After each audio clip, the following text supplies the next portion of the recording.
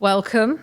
I'm delighted today to introduce Ingrid LaFleur, who comes to us as part of our annual theme of water at FHI, and in conjunction with the visionary Aponte exhibit and Afrofuturs film series, which Ingrid has curated with Negar Motahede as well. So the theme of water allows us to explore many aspects of humanistic and artistic responses to water and historical ideas associated with it, from oceanic voyages to lives built around rivers, from aquatic aesthetics to refugee migration, from water shortage to floods, fluidity to flow, and from water conceived through sacred forms to aquatic life worlds and ontologies.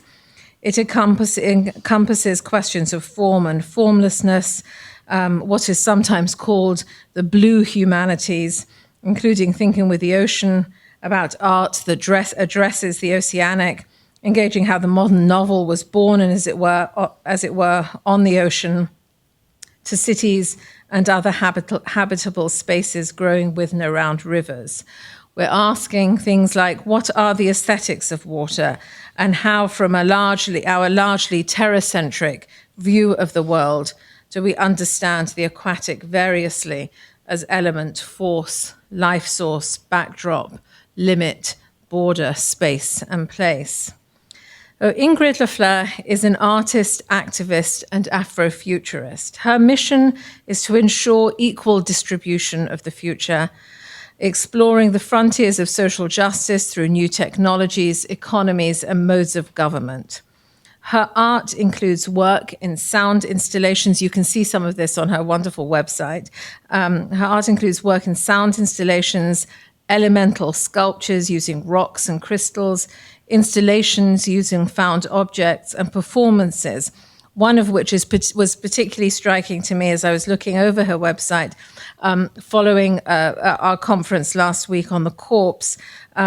She's done this wonderful installation called The Resonance, which follows a ritual of healing and the reenactment of the torture inflicted upon the Nama and Herero women of Namibia during the German colonial era. They were forced to clean the bones of their murdered with broken glass, and those bones were used to conduct comparative anatomical research on human races in Germany by Dr. Eugen Fischer. Between 1905 to 1907, she tells us, 3,000 bones were sent to Germany from the Shark Island concentration camp, otherwise known as the Death Camp. The decimation of the Nama and Herero people is known as the first genocide of the 20th century, and her installation is all about that. As a recent Detroit Mayoral candidate and founder and director of AFROTOPIA, LaFleur implements Afrofuturist strategies to empower Black bodies and oppressed communities through frameworks such as blockchain, cryptocurrency, and universal basic income. As a thought leader, social justice, technologist, public speaker, teacher, and cultural advisor, she has led conversations and workshops all over the place. For example, the Centre Pompidou in Paris, TEDx Brooklyn, TEDx Detroit, Ideas City, the New Museum in New York, the African Innovation Summit, Harvard, Oxford, among others. And she's based in Detroit, Michigan. So this event is sponsored by, besides FHI, the Forum for Scholars and Publics, the Program in the Arts of the Moving Image, the Office of the Vice Provost for the Arts, Duke Arts, the Program in Literature, the Department of Cultural Anthropology, the Department of African American Studies, Duke Gender, Sexuality, and Feminist Studies, Duke Dance, and Duke Performances. Today, Ingrid's talk is titled From Drexicya to Mars, an Interplanetary Water Mission. Please join me in welcoming her to Duke.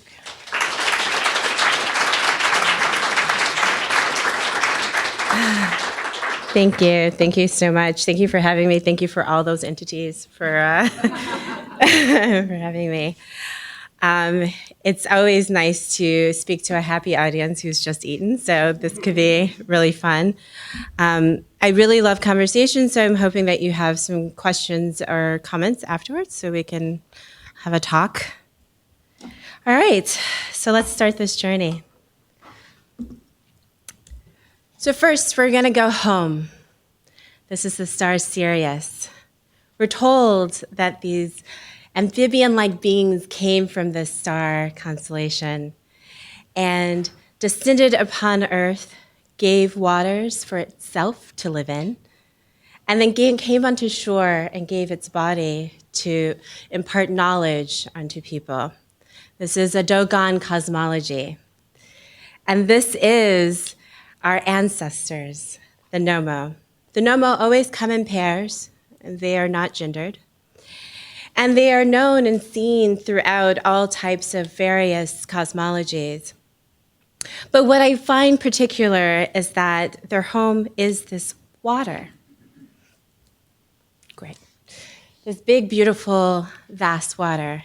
And it's the same water where we find during the transatlantic slave trade, pregnant women who were thrown overboard gave birth and created this aquatopia that's called Drexicya. And I like to think that the Orisha Yemenya from the Yoruba tradition was there to receive every person who came and help to create and cultivate this beautiful aquatopia. I also like to think that the Nomo are still in this wonderful, vast ocean, and we're there to help give birth. The electronic duo from Detroit, they're the ones who can hear the sounds from this aquatopia and put it on records for us to all enjoy. So then we can always remain safe and connected to those that we can't physically see, but that are residing in our waters. These waters hold sacred knowledge and memory, and these histories and bodies and our ancestors. I grew up sitting on these rocks.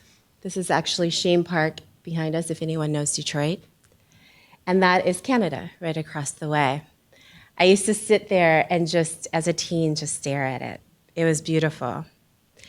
I like to think now that I was probably communing with Oshun. And Oshun is an Orisha of the Yoruba tradition. She's of the river.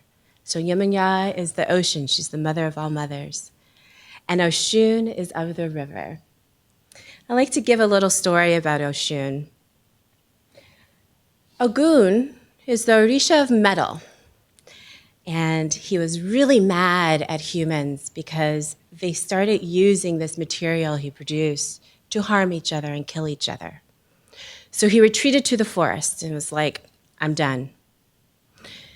So Shango, with his thunder, tried to come in and bring him out.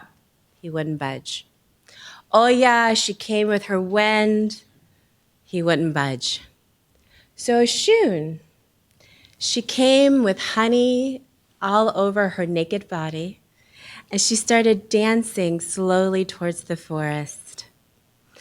And when she got into the forest, Ogun would see her far off. So of course, he followed her. And she sensually, seductively led him all out of the forest. And when he came out, he asked her hand in marriage. Many of the Orishas did, actually. And she said that she would marry him only if he would never turn his back on humans again. And so that is what happened. I like that story because I think of Detroit as both Oshun and Ogun because of our motor industry. And so I like to say that when they got married, they moved to Detroit. Yes. But unfortunately, they probably can't stop what is happening in our wonderful city. Right now, we are facing water shutoffs in Detroit. It started when the emergency manager took over some years ago. This unelected man made all these decisions that are still causing harm, irreparable harm, and it is only because people can't afford to pay the water bill that they're shutting off the water.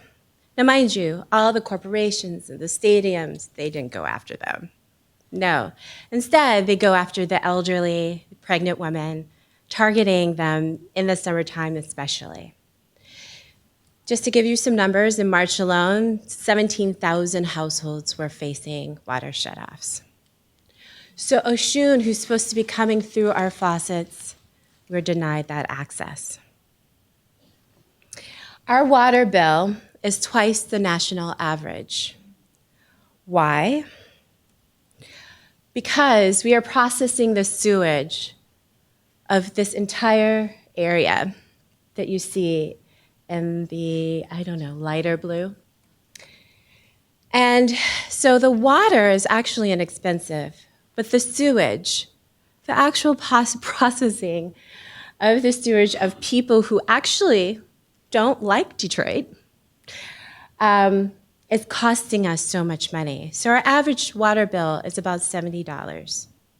Now understand, Detroit is facing a 64% poverty rate. That means that when you add the working poor, that means that city government has a full understanding that people cannot afford their water bill. But if you don't pay your water bill, you might lose your home. And if you tell somebody that you're living without water, you might lose your children. So a lot of people are not reporting that they're living without water. But the harm that it's causing the entire city has been documented by Henry Ford Hospital in their Global Initiative report. They said that you are 1.5 times more likely to get a waterborne disease if you are living on a street with one or more water shutoffs. That means not necessarily your home, but your neighbors, because it's contagious. That means the children who I've taught who are living without water could possibly have a waterborne disease that could spread within a school. Our city government knows that. They're clear about it, and they continue to do the water shutoffs. Also, the company, Hallmark Wrecking, who has this contract until from 2018 to 2021 to shut off the water, they're getting $7.8 million. Also, Nestle is able to bottle water from these wonderful Great Lakes, which equals 20% of the world's fresh water. And they get to bottle it for $200 a year. So that means the average resident in Detroit is paying $840 a year to get water. But Nestle can bottle it, make money off of it for only $200 a year. What is also interesting is that we are facing droughts all throughout, and especially in the West. NASA computer models indicate that the West could be facing a 50-year mega drought. And so they have been, in the past, advocating to try and get water from the Great Lakes. Countries have as well. So we are facing a water war that the short film Poomsy has aptly predicted. This is the reason why I probably will never move from Detroit. Water is very essential. So we are now facing these water shutoffs in Detroit. People are denied access in just Detroit alone. And yet, we are exploring another planet, searching for the past 15 years for liquid water on Mars. We're also looking for water on the moon. So we're spending billions and billions of dollars to be able to colonize a planet and extract its resources, while here on Earth, we deny people the access to that same resource. So, what does that mean? How do we stop it? And the way to do it is to decolonize the mind. I always start there with the self. We can talk about policies all day. We can talk about all kinds of things about loving the environment. But the way that we treat each other as humans, how could we ever treat the environment with any sort of respect, right? And the way to stop the harm is to go into the self. We are living in a colonized space. We are forcing people to pay for a resource that should be available to anyone and everyone. And yes, I'm very clear that there are mechanisms necessary to make sure that water reaches everyone, and that does need to be paid for. But I do not believe that if a city has 64% poverty rate, that burden should be on them. So how do we decolonize the mind? That is always like the question, right? And I believe Afrofuturism is the way. So Afrofuturism is a way of talking about the Black experience using speculative modalities like science fiction, fantasy, magical realism, horror. And we look at spiritual practices and modalities, mythologies and legends from Africa and the African diaspora. We look at the intersection of race and technology and race and science. But at the core of it, we're looking at collective liberation by centering Black liberation. By having the Black body determine its destiny, be able to control its world and create new narratives within the imaginary, then we become closer to a form of liberation that we haven't seen yet. I have created these tenets of Afrofuturism. If you are familiar with the cultural production, you'll see that all of these kinds of elements are present within the stories, the films, the architecture, the dance, the fashion that comes out of Afrofuturism.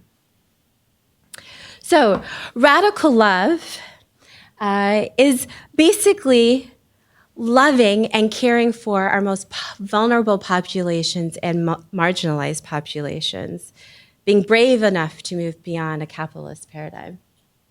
Ancestral grounding is a way for us to honor ourselves and hopefully the next 7 generations forward. It is a way of honoring these resources in another way because, again, our ancestors are in these waters. They're in this land. They're in the air. They're everywhere. One thing to know about Afrofuturism, time is nonlinear. So we are not talking about a future far out in front of us. It is in the now. So is the past.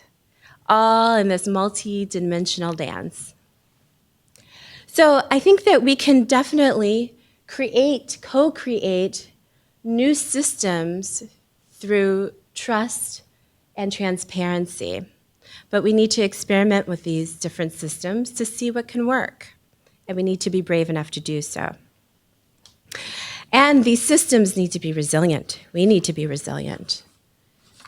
And that is key to being able to accept any transformation that comes forth. One of the biggest things that I love about Drexicya is that that pain of death in the most horrific way turned into this beautiful utopia. And that is the level of transformation we need to see in everyday life. And pleasure. I am a pleasure activist. I do not believe that we can really have deep pleasure if we know harm and violence is coming to people.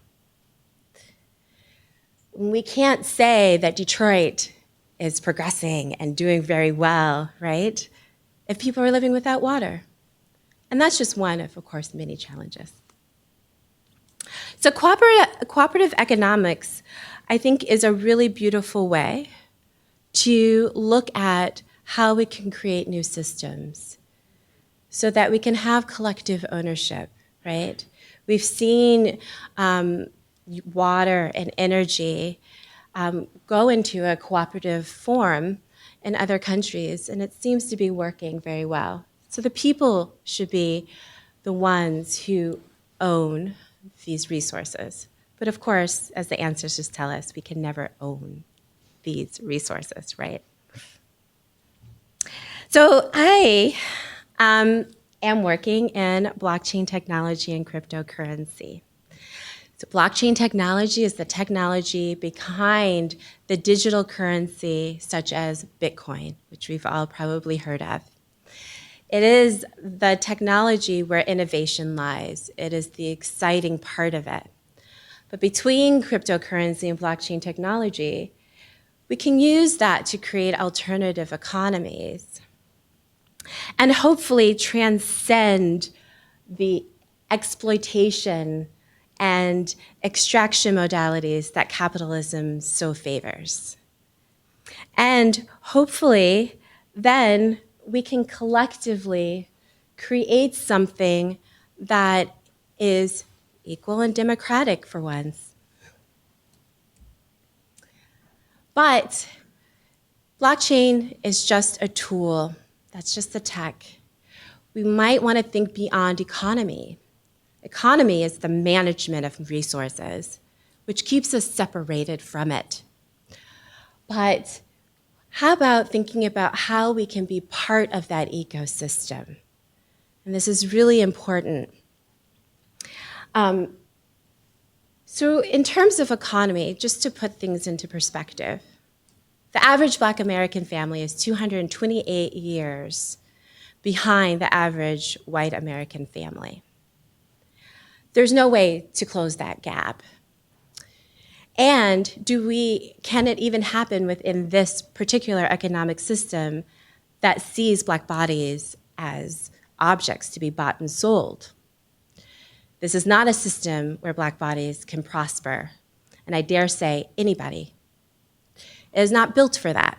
It is literally built hierarchically so that only those, the wealthy, can maintain power and control, right? So that's why it's really important for us to think beyond economy and to really think in new, innovative ways of how people can have access to various resources and be able to have a say in how this ecosystem moves and affects our communities. Because we are water. So I like to think, honestly, that in this moment, we are living in our own kind of Drexicya. We are made of water. We come from water, the womb. And we are in water as we speak. So I implore you to go into your own communities and to think about innovative ways to make sure that people have access. We are thinking about that in Detroit. Right now, it looks like handing out water, asking people if you do or do not have access to water. But it really will take a change in government because now we're thinking about a change in values, right? The people who are politicians do not have the value set or the ethics to be able to create the shift that is necessary for us to ensure this equity that is necessary. Thank you.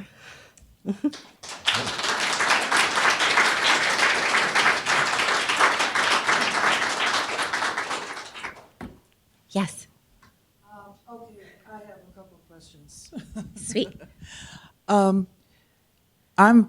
I used to live in Detroit, so I'm very familiar with the situation that you're talking about. Elon Musk is an unusual, I would say, an unusual case in terms of a tech leader. On the one hand, he's offering $400 and something thousand worth of water filtration systems to Flint and the Detroit area. But on the other hand, he's already put together a manifest of what the Mars democracy will be like. Now, he hasn't engaged anyone of color Of course not. in these discussions. Why would he? And yet he's pushing hard. He's pushing hard to get to Mars, but I believe 2020, I believe is his goal.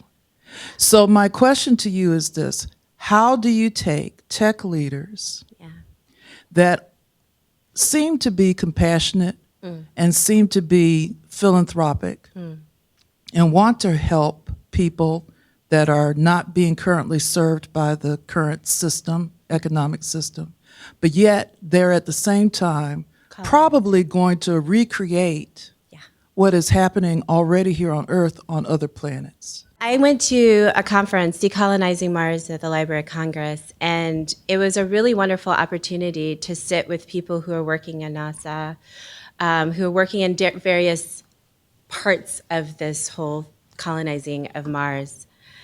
And you come to understand that, number one, this is why values, the shifting of consciousness is so important, because the language around Mars is nothing's there, right?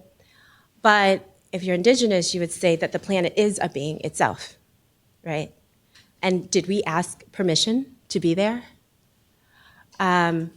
So the conversations, it was a mixed room. So you had tech people, science people, creatives, all in one space, people from sociology, having these conversations. And that's what needs to happen, that diversity. Now, how we get to talk to Elon Musk specifically is tricky. I think the biggest concern is that we have a private entity that is really pushing a colonizing of a planet. More than NASA, you know? And that is a problem because that's capitalist motive, right? And it is one big game. It's like, who can get my rocket up first? And I forgot all the players, but there's like think of all the billionaires. They're basically competing against each other, who can colonize Mars first. And that's what's happening. And it's super blatant and it's open. And the steps, I don't know if you saw on the slide, but it's like literally like, just like when they came to the Americas, the exact same playbook is happening. It's a tricky thing because it's hard to get to them. Maybe I can start like tweeting, Elon Musk, have you thought of? But it does show that we need that level of diversity at the table. Thank you. So within the context of cryptocurrency and the economy, I'd like to think of that music that was created decades ago, that brought us into Drexicya in a sort of musical translation as a certain currency. In essence, where I'm going to is cultural capital. And I wanted to know if you could comment within that context relative to where you've brought us around discussions of Afrofuturism as cultural capital, and more specifically, how might that apply in Detroit's case? And so are you asking how we're able to use the cultural capital as this currency? How do we advance the cultural capital as currency? Yes. Well, I know Disney understands that it's currency because of Black Panther. And so we are moving into that space. Hollywood has discovered us. And so they will begin to start making money off of that cultural production specifically and that aesthetic because it's hot. That is always a question, actually, in Detroit. So right now, we do not have an arts council in Detroit. And so I'm one of the many advocates working for a number of years to have a cultural affairs department, arts council, something, some sort of representation, but it does not exist as we speak. It took, when I was running for mayor, it took literally officials from Berlin to come and speak to our mayor and say, hey, we're making $900 million a year on your music, techno. For the mayor to be like, oh, right? Even though we've been saying this forever, right? So clearly other people or entities or cities know how to make money off of us, but we haven't been there yet. And could you imagine what 900 million a year could do for Detroit, right? So we're just now considering creating a nightmare, and cultivating a night economy. And that could be one way to build off of the techno scene. And also all the music that is being created afterwards. We're still making music that is not techno, but is influenced by it. And so, you know, we want to make sure that we're supporting that creative entity and everything that it touches, right? So that could be, you know, if it happens, that could be a way. But right now we're very much focused on having an arts council. I think in terms of cryptocurrency, I think that would be a very interesting project to think through and to imagine ways in which artists could use crypto. One thing that I thought of is that the Arts Council, since the city is being so slow, we can create a decentralized autonomous community. So there are many different types of blockchains.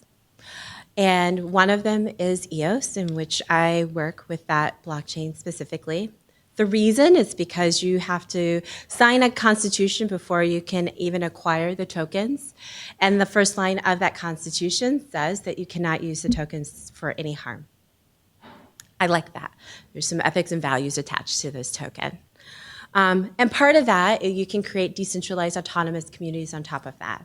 And so what does that mean? It just means like-minded people come together and decide to issue a token and can decide how that token moves and acts. Everything from what do we do with the inflation and how can we use that? Can we say a certain percentage every time a token's used? Can we create a fund that people then can propose different projects that support our communities? And then we can give that to them. So that could be something for artists to use because it's empowering. One of the issues that we're having in Detroit is that we're extremely dependent on foundations. And as we all know, nonprofit foundations love to change their mission, and they always have an agenda. And that may or may not align with the work that you do. So this could be a really wonderful way to empower our artists and to make sure that money is circulating within our own community without having to depend on others. Continuing on with the idea of cryptocurrency, Africa is going big into cryptocurrencies, like huge. They also are building new infrastructures with the Chinese initiative of One Belt and One Road. Mm-hmm. And they're also experiencing significant droughts due to climate change. How do you see possibly us here in America watching what they're doing in Africa and understanding how they may be doing things differently because they are starting to base their economy on cryptocurrencies, and they're doing more co-creations now versus the colonial imperialistic type of creation? In Kenya, which is the food that you just ate, they have the M-Pesa, and so that's a digital currency that via phone that you text to each other. And they've been doing that for a number of years now. So they've already been ahead of the curve. We're kind of late. Africa is definitely, and I am aware I'm using the whole continent, is like definitely leading the way within crypto and blockchain technology. There are many different initiatives that are happening. I haven't heard anything that deals with the water necessarily, but there are initiatives that they want to make sure that they can like support not just Africa, but African diaspora. And we'll see how that goes because that's not the first. There are many initiatives and tokens that are focused on supporting just the African diaspora, which is tricky because we're all mixed up. It's not like we're siloed on an island somewhere. So we'll see how that goes. And I think that that's really exciting. And there are also, EOS Detroit. So let me back up. My company is EOS Detroit, and we are a block producer. And there are block producers all over the United States. So we basically produce the blocks for EOS. I am in contact with EOS Nairobi, EOS Africa, which is based in South Africa, and then another block producer in Nigeria. So we're always in conversation about what we can do and how we can support each other. We're not separated at all, and I'm working extremely hard not to be, especially when Detroit's 85% the Africa of the United States, 85% Black. So, of course we should have that relationship with Africa, in my mind. So we're really looking at, for instance, 40% of Detroiters are living without internet. And there is the Equitable Internet Initiative that is basically creating mesh networks in 3 different neighborhoods. And that's basically taking a satellite and putting on a house, and it bounces a signal to another satellite on a house, maybe a couple houses down. And then everyone in that area has access to internet. And it creates this really nice low cost. The reason that Detroiters don't have access to internet is because either the internet company is looking at the credit score of the entire area. And so with that, then either people don't have access or they have really low speed at high cost. So with the mesh net that changes it, it becomes really inexpensive and really, really fast. EOS Nairobi has been really excited about that project.